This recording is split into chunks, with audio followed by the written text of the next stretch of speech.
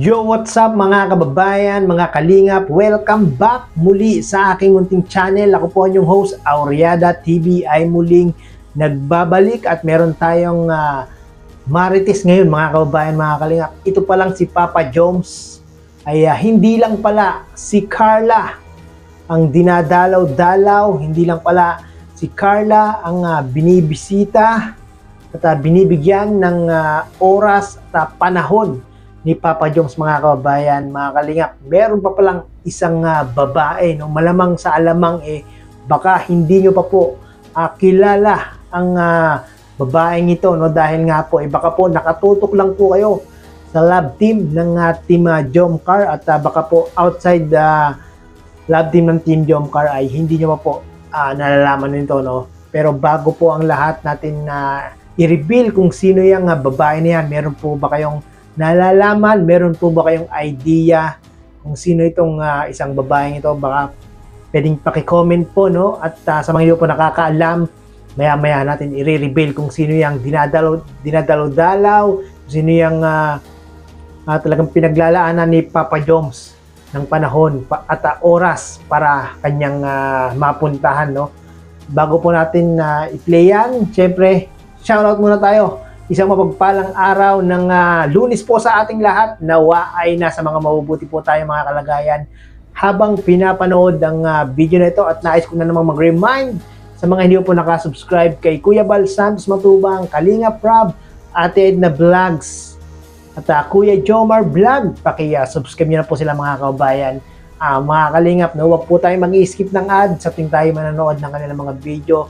Nang sa ganon ay malaking tulong po ito para sa kanila at mas marami pa silang matulungan na ating mga kababayan. At syempre, kung bago ka po sa aking munting channel, baka naman paki-subscribe and like na rin po ng video na ito. So ito na po mga kababayan, mga kalingap, ang babae na kung saan hindi lang pala si Carla ang dinadalaw ni Papa Joms, maging ang babaeng ito. Panoorin po natin. So yun, Kimberly. Kakaano pa nga po ni Kimberly. Nakuha natin sa kanya yung bag niya at so yun na nga po, no, mga kababayan, mga kalingap. Ito po yung babae na kung saan ay dinadalaw-dalaw, binibisita ni Papa Joms. At talagang kahit na si Papa Joms ay talaga namang hectic ang schedule sa pagsama kay Kalinga Prab, talaga namang nakukuha pa rin ni Papa Joms na bigyan ng oras itong kanyang beneficiary. At beneficiary na rin ni Kalingap Ian na si Kimberly. No? At nireactionan lang po natin yung mga kababayan, mga Kalingap. Parang wala pa po kasing nagre-reaction sa ginagawang ito ni Papa Joms, no? Yung pagdalaw-dalaw at pagtulong kay Kimberly. Tuloy natin. tawag yun, isasama lang po natin siya sa pagpasok sa school. I-attend na rin po natin siya. So, Kimberly, kumusta ka? Kumusta? Ayos naman po. Grabe, no, mga kababayan, mga kalingap, no? Hindi lang pala pagdalaw ang ginagawa ni Papa Joms, minsan pala, tawag doon, hinahati din pala ni Papa Joms sa school. Ito nga si Kimberly. Ayos naman. Paano klaseng ayos?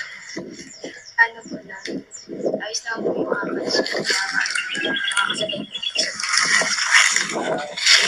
Ayos.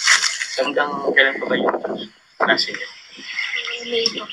May pa. Mga kababayan, mga kalingap, no, ito pa lang si Kimberly ay ito yung first project na pabahay ni Kuya Jomar at ni Kalingap Ian. Biruin nyo yung mga kababayan, mga kalingap, kahit na ganun, hindi pa ganun kalaki yung subscribers nila Papa Joms at nila Kalingap Ian, kahit na hindi pa ganun kalaki yung kinikita nila sa YouTube, talaga namang yun, na nagagawa na nila makapagpabahay, no? Ito nga po yung first project kay Kimberly, dahil nga po marami talagang nagtitiwala, maraming naniniwala, maraming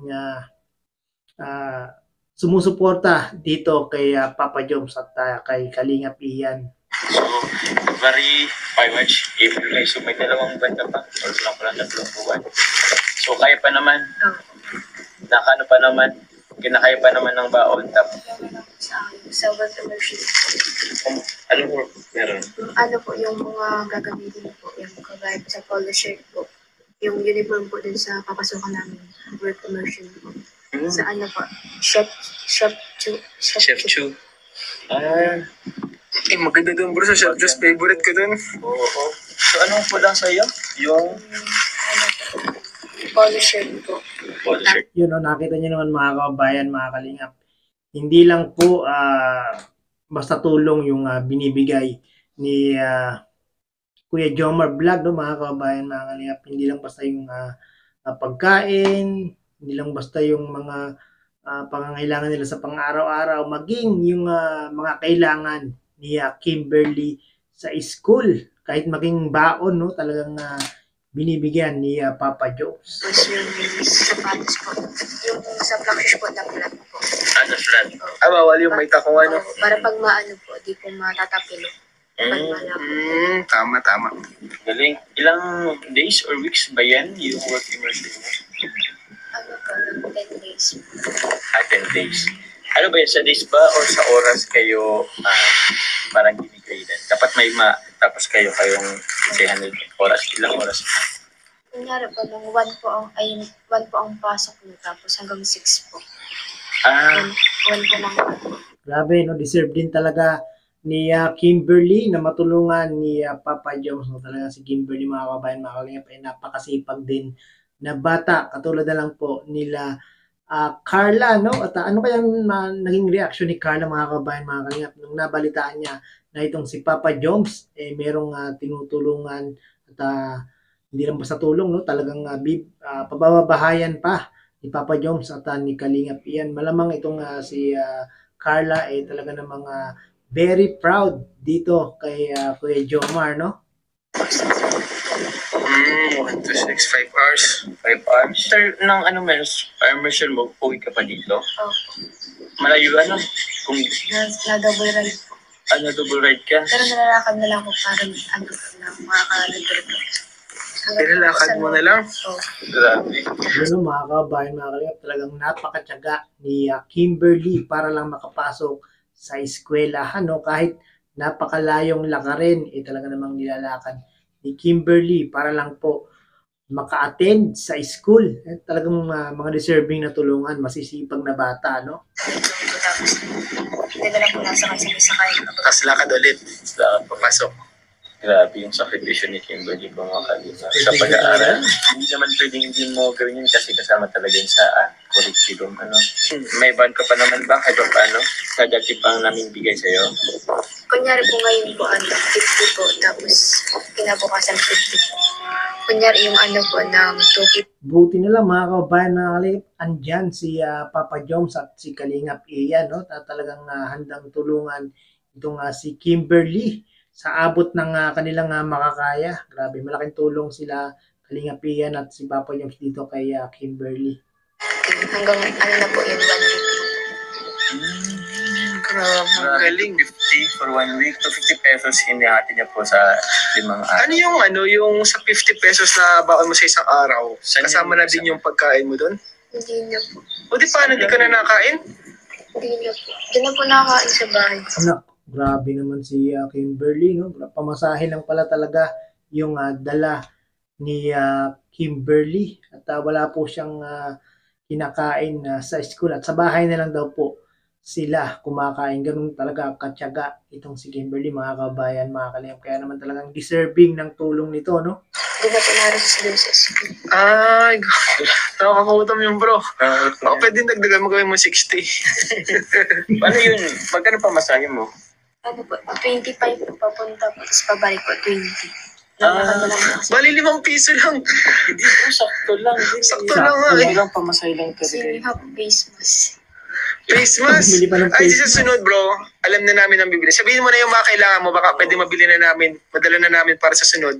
Meron ka na. Let's say, ano pa ba? Face mask, yung uniform. Yun, no? Grabe talaga si Papa Jones at si Kalingap Ian. Yung mga personal needs ni Kimberly ay handa nilang ibigay, no? Para lang po itong si Kimberly kahit papano ay maging maalwal o maluwag yung kanyang pang-araw-araw na pagpasok sa eskwelahan, no? Ang hirap naman talaga, mga kabayan, mga kalingap, no? papasok ka sa school, naglakad ka, at tapos wala ka pang kain, pagdating mo sa school, gutom ka, pagod, paano na lang gagana yung isip ng bata, no, mga kababayan, mga kalingap. Ang napakahirap talaga ng sitwasyon ni Kimberly. Ano po ang... Ganito na lang bro. Isama na lang natin si Kimberly sa sunod pagbili ng mga kailangan niya. Mas okay. Okay. Yun, good idea, kalingap iyan, no, para talagang malaman nyo kung ano yung mga pangangailangan ni Kimberly, no, lalo na sa kanyang pag-aaral. Pa yun, Kimberly? Ayun, sama na natin si Kimberly. Oo. Kailan ba mag-start yung work immersion mo? Next week po ata. Next week? So, Kasi Monday to. na po orientation. Hindi ngayong Sabado siguro. Ay, meron kayong no? Okay lang naman. Gagawin natin ng anong oras ka ba, anong araw ka ba available, Kimberly, ng masama? Yun, mga kababayan, mga kalingap, no, talagang kahit busy si Papa Joms sa pagsama-sama kay Kalingap Prab at pag-vlog nila ng Team Jomcar kasama si Kala, talaga namang narinig niyo naman gagawin niya ng paraan para lang po masamahan o matulungan itong si Kimberly, mga kababayan, mga kalingap. Ito talaga yung pinaglalaanan din ni Papa Joms ng panahon at oras at atensyon ng mga kababayan, mga kalingap, na maliban kay Carla. Akala nyo kung sinong babae na, no?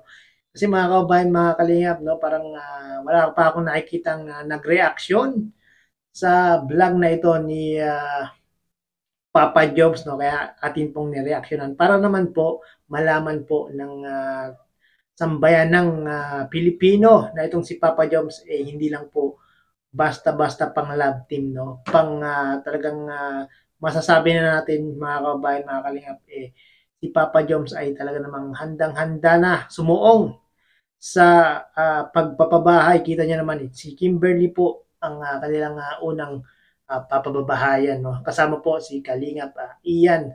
Yun, congratulations Papa Joms, dahil sana ay maging makayanan nyo ang pagpapabahay, dahil napakahirap talaga ng pagpapabahay, mga kababayan, mga kalingap, no, kung hindi pa ganoon kalaki ang yung YouTube channel, no, hindi pa ganoon kalakas ang kita. Buti na lang merong mga talagang solid supporters, solid sponsor na handang gumabay, tumulong dito kay Papa Joms at kay Kalingap Ian. So hanggang dito na lang po ang aking reaction video, mga kababayan, mga kalingap, no. It's a prank lang po yun, no. Ito lang po yung babae na kung saan talagang binibigyan ng panahon ni Papa Joms si Kimberly. Maliban po ay Kimberly, ay talagang itong si Papa Joms napaka solid ang pagtingin kay Carla, mga kababayan. Sa mga hindi po nakapanood ng part 26, naku, panoorin nyo po. Yun po yung first date ni Kuya Jomar at ni Bebe Carla, no, at mahaba-haba pa pong video ito, mga kababayan, mga kalingap, no.